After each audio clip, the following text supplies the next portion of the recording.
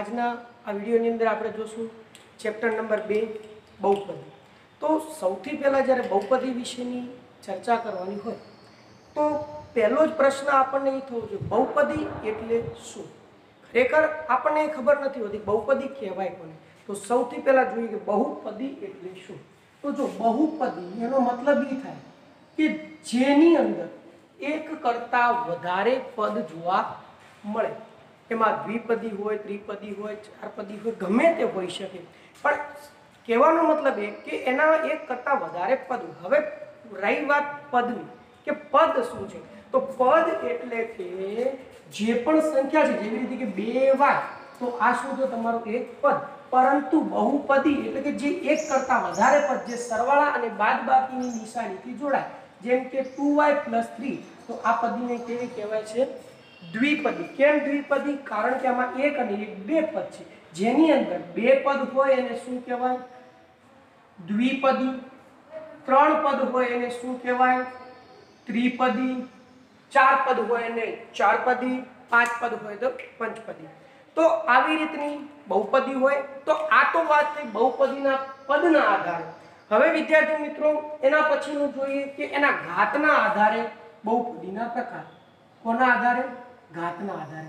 હવે ઘાતના આધારે વાત થાય એટલે એક પ્રશ્ન થોડોક જૂનો રિપીટ કરીએ કે તમે ધોરણ 8 ની અંદર ઘાત અને ઘાતાંક પ્રકરણની અંદર ભણી ગયા છો કે ઘાત અને ઘાતાંકની અંદર ઘાત કોને કહેવાય? તો આપણને ખબર છે કે નીચે શું હોય, તમારો આધાર હોય, એના ઉપરની જે સંખ્યા છે આને શું કહેવાય? એનો ઘાતાંક કહેવાય। તો બહુપદીનો પ્રકાર આપણે ઘાતાંકના આધારે લઈએ તો કે જે બહુપદીની અંદર સૌથી મહત્તમ ઘાત કેટલી હોય?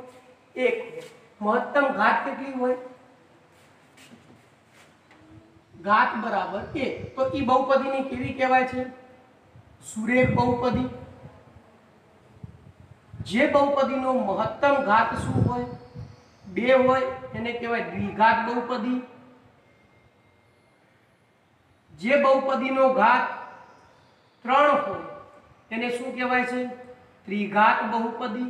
હવે આ બહુપદીના પ્રકાર જોઈએ તો સૌથી પહેલા આપણે જોઈએ સુરેખ બહુપદી કોને કહેવાય? તો એના કરતાં પણ પહેલા એક વસ્તુ એ જોઈએ કે ચલ। તો એક ચલ બહુપદી, દ્વિચલ બહુપદી, ચલના આધારે। તો ચલના આધારે શું થશે? તો ધારો કે તમને એક સમીકરણ આપ્યું છે કે x² + 2x + 3, તો આ બહુપદી છે। કેમ? કારણ કે 1 2 અને 3 ટોટલ પદ કેટલા? 3 પદ, માટે આને કઈ કહેવાશે? ત્રિપદી। આ કોના આધારે થયું?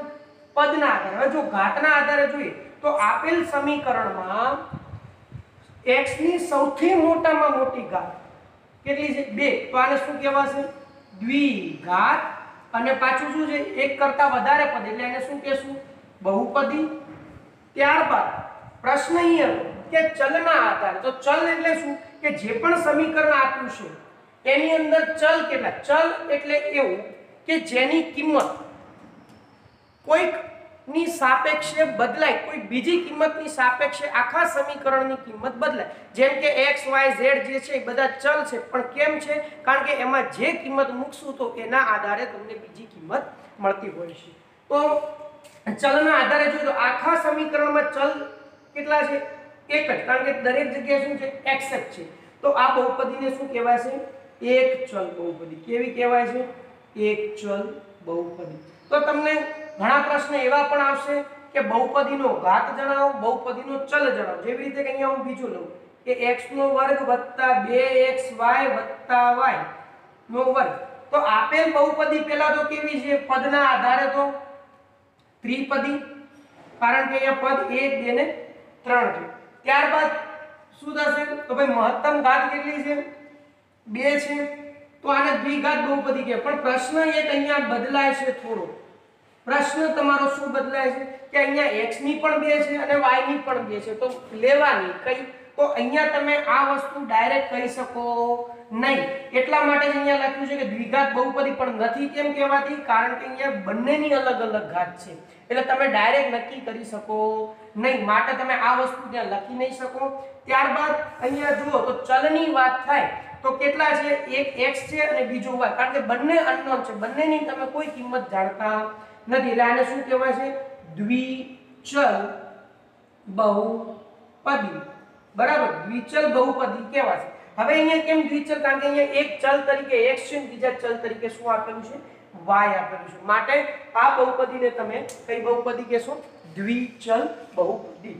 હવે પ્રશ્ન વાત કરી તમારી ઘાતના આધારે, તો હવે કેટલાક એક્ઝામ્પલ આપણે જોઈએ કે એના ઉદાહરણ કેવા કેવા છે. તો અહીંયા હું થોડાક ઉદાહરણ લખું છું. તો આપણે જોઈએ કે સૌથી પહેલા આપણે એક લઈએ કે ભાઈ સુરેખ બહુપદી છે. તો સુરેખ બહુપદીની વાત કરવામાં આવે તો સુરેખ બહુપદી કેવી હોય? તો વાત કરીએ સૌથી પહેલા સુરેખ બહુપદીની. તો સુરેખ બહુપદીનું સામાન્ય સ્વરૂપ શું છે? સામાન્ય સ્વરૂપ અથવા તો પ્રામાણિક સ્વરૂપ, ને પ્રામાણિક સ્વરૂપ પણ કહેવાય.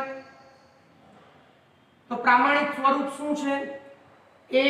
ax + b = 0. કેમ કે અહીંયા જો જે ચલ પદ છે એની મહત્તમ ઘાત કેટલી છે? 1 જ છે, એટલે આને શું કહેશું? સુરેખ બહુપદી. હવે વાત કરીએ તો ચલ શું છે તમારો? આમાં x છે. બહુપદીનો પ્રકાર શું થઈ ગયો તમારો? સુરેખ, કારણ કે ઘાત તમારી 1. હવે વાત કરીએ સહગુણકની. તો x નો સહગુણક શું છે? x નો સહગુણક, તો x નો સહગુણક x ની આગળ ગુણાયેલી કિંમત એટલે કે a, તો એ શું થયો તમારો? x નો સહગુણક. અને અચળ પદ શું છે? કે જેની સાથે કોઈ પણ પ્રકારનો ચલ જોડાયેલો હોય નહીં, ગુણાકાર કે ભાગાકાર સ્વરૂપે કોઈ પણ પ્રકારે કોઈ ચલ ન હોય તો એને અચળ કહેવાય. અચળ એટલે શું? કે જેની કિંમત ફિક્સ હોય, જે ક્યારેય બદલાતી નથી. જેવી રીતે કે 5, તો એ 5 જ રહેવાના છે, એ કઈ 6 કે 7 થવાના નથી. તો અહીંયા અચળ પદ તરીકે કયું છે? b. તો આ રીતે તમને ગણવાનું છે. હવે એના પછીની વાત કરીએ તો બીજો પ્રશ્ન છે. બીજો પ્રશ્ન તમારો અહીંયા શું આવશે? તો આપણે લઈએ કે દ્વિઘાત બહુપદી. તો દ્વિઘાત બહુપદીની જ્યારે વાત કરીએ તો દ્વિઘાત બહુપદીની વાત કરીએ તો એનું પ્રમાણિત સ્વરૂપ શું છે? તો પ્રમાણિત સ્વરૂપ તો પ્રામાણિક સ્વરૂપ શું છે? ax² + bx + c. અહીંયા એક ચલ દ્વિઘાત બહુપદીનું પ્રમાણિક સ્વરૂપ શું છે તમારું? ax² + bx + c = 0. તો હવે અહીંયા આપણે આ થઈ ગયું. હવે અહીંયા ચલ શું છે તમારો? ચલ બરાબર x. બહુપદીનો પ્રકાર લેવાનો છે. તો બહુપદીનો પ્રકાર તમને મળી ગયો દ્વિઘાત. હવે એની સાથે ગુણાયેલા એના સહગુણક. તો ભાઈ x² નો સહગુણક શું થશે? સહગુણક શું થશે તમારો? x. ત્યારબાદ તમારા x નો સહગુણક શું થશે? x નો સહગુણક બરાબર શું થશે? અહીંયા જો x² છે, x² નો સહગુણક શું છે તમારો? a. x ની સાથે જોડાયેલું ઘટક b, એટલે એનો સહગુણક શું થયો? b. અને અચળ પદ શું થશે? અચળ પદ બરાબર c. તો આ રીતે તમે કોઈ પણ એક્ઝામ્પલ ગણી શકો છો. હવે વિદ્યાર્થી મિત્રો એના પછીનો જ્યારે એક ટોપિક લેવાનો હોય, જેવી રીતે કે અહીંયા આપણે ત્રિઘાત બહુપદીની વાત કરીએ તો અહીંયા સરળતાથી બનાવીએ. તો અહીંયા હું એક લખું છું કે ત્રિઘાત બહુપદીની પ્રામાણિક સ્વરૂપ શું છે? તો ax ની 3 ઘાત + bx² + cx + d = 0. હવે જો ત્રિઘાત બહુપદી થઈ, કારણ કે x ની મહત્તમ ઘાત કેટલી થઈ? 3. હવે એની સાથે સહગુણકની વાત કરીએ તો ભાઈ x ની 3 ઘાત નો સહગુણક શું થશે?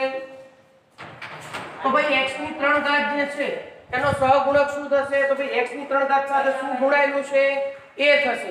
તો અહીંયા શું થશે તમારો સહગુણક? a. પછી x² ની વાત કરીએ તો x² નો સહગુણક શું થશે? સહગુણક બરાબર, તો x² ની સાથે જોડાયેલો ઘટક શું છે? b. તો x² નો સહગુણક શું થશે? b. ત્યારબાદ x નો સહગુણક, તો x નો સહગુણક શું થશે? તો x ની સાથે જોડાયેલો ઘટક એટલે કે x ની સાથે શું જોડાયેલું છે? c છે. તો એનો સહગુણક શું થયો? c. અને છેલ્લો પદ જે છે એ શું છે તમારો? અચળ પદ. તો અચળ પદ શું થશે? તો જુઓ કે જેની સાથે કોઈ ચલ નથી જોડાયેલો, એટલે કે x કે ઘટક જોડાયેલો નથી, એટલે વધ્યું શું છે? b. તો એનો ચલ અચળ પદ શું થશે? ડી। તો આ રીતે તમે એક્ઝામ્પલ દરેક ગણી શકો છો, દરેક એક્ઝામ્પલને સહેલાઈથી સોલ્વ કરી શકો છો। તો હવે આપણે અહીંયા જોઈએ કે કેટલાક એક્ઝામ્પલ મેં અહીંયા મૂક્યા છે। એ એક્ઝામ્પલ વિશેની જ્યારે ચર્ચા કરતા હોય તો એની અંદર કેવા કેવા પ્રશ્ન આવશે। તો અહીંયા આગળ જોઈએ તો અહીંયા એક પ્રશ્ન લખ્યો છે કે ઉપરના આપેલી બહુપદીઓના આધારે આપેલી બહુપદીના તો આપેલ બહુપદીનો પ્રકાર જણાવો, બહુપદીનો ઘાત અને સહગુણક જણાવો। તો બહુપદીનો પ્રકાર શું છે તો ઈ જોવાનો છે। તો જો સૌથી પહેલા બહુપદીનો પ્રકાર જોવાનો હોય તો ભાઈ કયો પ્રકાર છે, બહુપદીનો પ્રકાર કીધો એટલે જનરલી આપણે શું નક્કી કરવું પડશે, એકપદી, દ્વિપદી કે ત્રિપદી। અહીંયા તમને પર્ટિક્યુલર કીધું નથી કે ઘાતના આધારે। તો પહેલા પ્રશ્ન માટે બહુપદીનો પ્રકાર શું થયો તો ભાઈ ત્રિપદી થયો। પછી બહુપદીનો ઘાત, તો આપેલ સમીકરણમાં x ની સૌથી મોટામાં મોટી ઘાત હોય એને શું કહેવાય, બહુપદીનો ઘાત કહેવાય। તો અહીંયા બહુપદીનો સૌથી મહત્તમ ઘાત કેટલો થયો તો ભાઈ પહેલા માટે સૌથી મહત્તમ કેટલા છે, વધુમાં વધુ 5 એટલે એનો ઘાત કેટલો થયો 5। હવે વાત કરીએ સહગુણકની। જો સહગુણકની જ્યારે પણ વાત કરવામાં આવે ત્યારે જે સમીકરણ આપ્યું છે એ જ સમીકરણને ધ્યાનમાં લેવાનું છે। તો સમીકરણને ધ્યાનમાં આપ્યું તો સૌથી પહેલા લઈએ કે x ની 5 ઘાત। તો x ની 5 ઘાતનો સહગુણક શું થયો તો x ની 5 ઘાતનો સહગુણક x ની 5 ઘાત સાથે અત્યારે કાંઈ દેખાતું નથી એટલે જનરલી શું હોય 1, કેમ કે ભાઈ ગુણાકાર માટે તટસ્થ સંખ્યા શું છે તમારી 1 છે। ત્યારબાદ તમને શું આપ્યું છે x ની 4 ઘાત, જે આપ્યું હોય એ જ લખવાનું, બીજું લખવાની જરૂર નથી। તો x ની 4 ઘાતનો સહગુણક શું થશે, x ની 4 ઘાતનો સહગુણક બરાબર x ની 4 ઘાત સાથે જોડાયેલું શું છે, કાંઈ નથી પરંતુ આગળ માઈનસ છે એટલે માઈનસ હોય તો માઈનસ લેવાનું, પ્લસ હોય તો જનરલી આપણે બતાવતા નથી એટલે માઈનસ માટે માઈનસ રહેશે અને કશું નથી એનો મતલબ શું થયો એની સાથે શું જોડાયેલું છે 1 એટલે કે ઈ શું થયો x ની 4 ઘાતનો સહગુણક શું થયો 1 માઈનસ અને છેલ્લે શું થયું તમારો અચળ પદ। તો અચળ પદ તમારું શું થશે તો કશું નથી એટલે છેલ્લે જે કિંમત હોય એ તમારો અચળ પદ થાય એટલે અચળ પદ તમારો કેટલો થયો અહીંયા 3। તો આ થયો તમારો પહેલો પ્રશ્ન। હવે એના પછીની વાત કરીએ તો પ્રશ્ન નંબર 2 ઉપર જોઈએ તો ક્વેશ્ચન નંબર 2 તમને શું આપેલો કે આપેલ બહુપદીનો પ્રકાર જણાવો।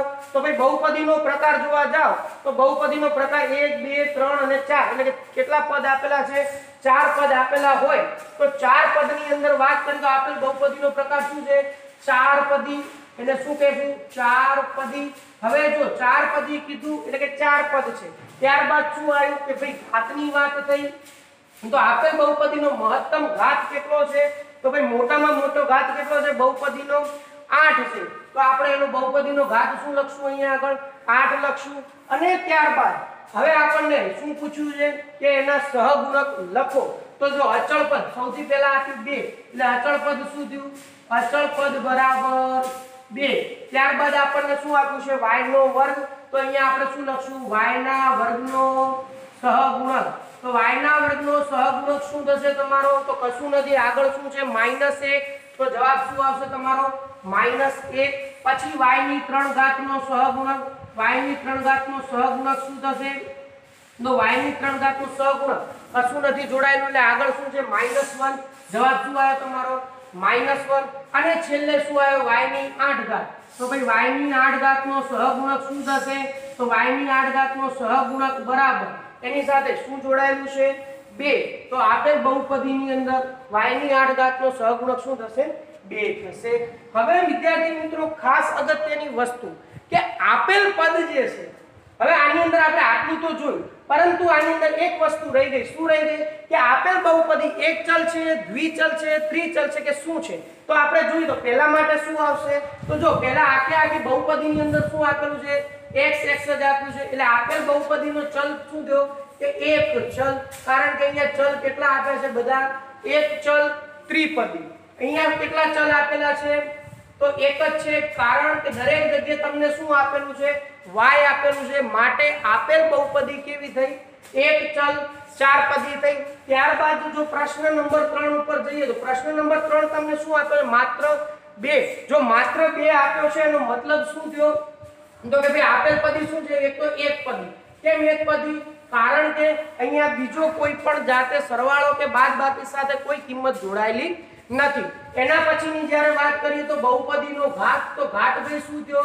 તો ઘાત 0 થશે। કેમ? કારણ કે ત્યાં તમને x નો કોઈ પણ પ્રકારે કોઈ ઘટક આપેલો નથી, તો અહીંયા શું થયો? ઘાત 0 થઈ ગયો। ઓકે, એના પછીની જ્યારે વાત કરીએ તો સહગુણકની વાત છે, તો સહગુણક છે જ નહીં, એટલે આપણે શું કરશું? અચળ પદ રહ્યું, તો અચળ પદ શું થશે તમારું? માત્ર 2। તો આ જો તમારા અચળ પદની વાત। હવે વાત કરવાની હતી કે ઈ એક ચલ છે કે દ્વિચલ, તો જનરલી જોવા જાવ તો અહીંયા કોઈ પણ પ્રકારે આપ્યું નથી, એટલે કે ચલ વગરની બહુપદી, એટલે અહીંયા આપણે શું લખ્યું? માત્ર અચળ બહુપદી છે। અને ત્યારબાદ વાત કરીએ પ્રશ્ન નંબર 4, તો પ્રશ્ન નંબર 4 તમને શું આપ્યો છે કે y નો y + 2 ભાગ્યા y। તો આપેલ બહુપદી, તો સૌથી પહેલા શું છે કે કઈ બહુપદી છે ઘાત નક્કી કરવી છે, તો ડાયરેક્ટ તમને નક્કી થશે નહીં, કારણ કે y શું છે? છેદમાં છે, એટલે આપણે શું કરીએ? બરાબર 0 છે એવું ધારીએ તો શું થશે? y ગુણ્યા y, કારણ કે લસા લેવો ખૂબ જ જરૂરી છે, એટલે y ગુણ્યા y એટલે આ શું થયું? y નો વર્ગ વત્તા 2 છેદમાં y બરાબર 0, તો y નો વર્ગ વત્તા 2, y ગુણ્યા 0 ગુણ્યા y એટલે શું થશે તમારું? 0। એટલે આપેલ સમીકરણની અંદર શું થયું તમારું? y નો વર્ગ વત્તા 2। હવે આપણે વાત કરીએ કે આપેલ બહુપદી શું છે, તો ભાઈ જો સૌથી પહેલા બહુપદી કઈ છે? તો દ્વિપદી, કારણ કે અહીંયા પદ કેટલા છે? 2 છે, એટલે આપણે અહીંયા શું લખશું? પહેલા તો દ્વિપદી। એના પછીની જ્યારે વાત કરીએ તો શું થશે કે દ્વિપદી થયું। હવે શું કર્યો? ઘાતના આધારે, તો ઘાત શું છે? બહુપદીનો મહત્તમ ઘાત કેટલો છે? 2। તો કારણ કે અહીંયા y ની સૌથી મોટામાં મોટી ઘાત કેટલી છે? 2, માટે અહીંયા શું છે? બહુપદીનો ઘાત કેટલો થયો? 2 થયો। હવે વાત કરીએ આપણે સહગુણકની, તો સૌથી પહેલા y નો વર્ગ, તો y ના વર્ગનો સહગુણક, તો y ના વર્ગનો સહગુણક શું થશે તમારો? y ના વર્ગની સાથે શું જોડાયેલું છે? કશું જ નથી દેખાતું, એટલે આપણે શું લેશું ત્યાં આગળ? 1। અને છેલ્લે શું આવ્યું તમારું? અચળ પદ। તો અચળ પદ તમને કેટલું આપ્યું છે? 2। તો આ થયું તમારું બહુપદીનું અચળ પદ।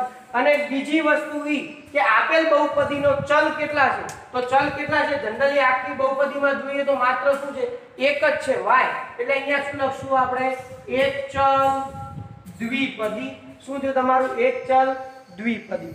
તો આ રીતે તમે પદના આધારે, ઘાતના આધારે અને સહગુણક બહુપદીના મેળવી શકશો। તો વિદ્યાર્થી મિત્રો, એના પછીનો એક ટોપિક છે કે બહુપદીના શૂન્યો કોને કહેવાય, કે બહુપદીના શૂન્યો શું હોય?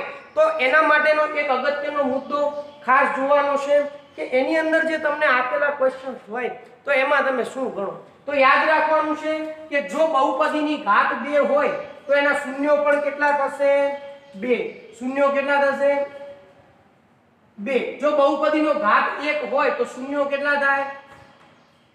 1। અને જો બહુપદીનો ઘાત 3 હોય તો શૂન્યો કેટલા થશે? 3। કેમ ભાઈ?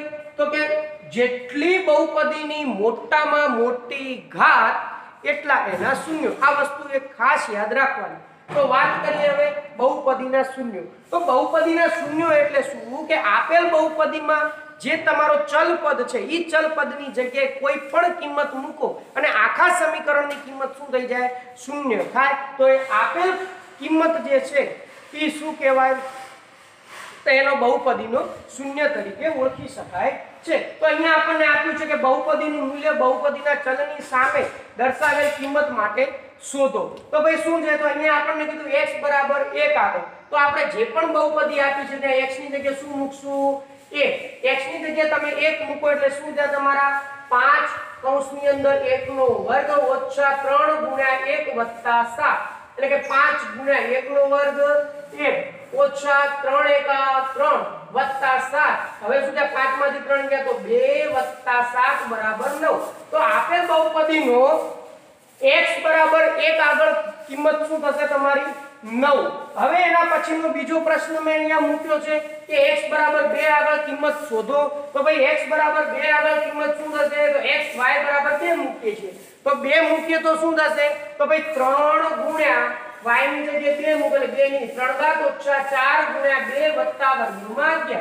હવે જો 2 ની 3 ઘાત હોય તો 2 ની 3 ઘાત શું થશે તમારી? 2 દુ 4 દુ 8, એટલે 3 ગુણ્યા 8 ઓછા 4 દુ 8 વત્તા વર્ગમૂળમાં 11, તો 8 તરી 24 ઓછા 8 વત્તા વર્ગમૂળમાં 11, તો 24 માંથી 8 જાય તો કેટલા વધશે? 16 તો જવાબ આવે 16 વર્ગમૂળમાં 11. તો વિદ્યાર્થી મિત્રો જો વર્ગમૂળ હોય તો એનું તમે કોઈ પણ પ્રકારે ફેરફાર કરી શકતા નથી. Thank you.